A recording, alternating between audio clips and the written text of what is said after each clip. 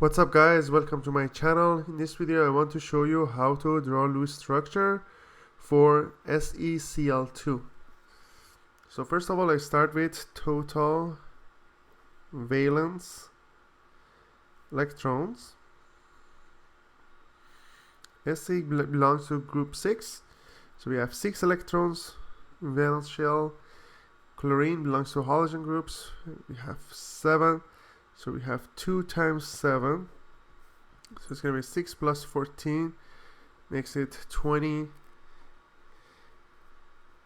valence electrons. Then I have SeCl and Cl on both sides, and then we connect these two. So we have 2 bonds or 4 electrons, so we have 20 minus 4, 16 more electrons we need. So if I put 2, 4, 6 in here, 8, 10, 12 in here, and selenium is 6 valence electrons, so we need 4 more. And then I check the octet rule. For chlorine we have 2, 4, 6, 8, 2, 4, 6, 8, and Se is 2, 4, 6, and 8. So it's valid for selenium, chlorine.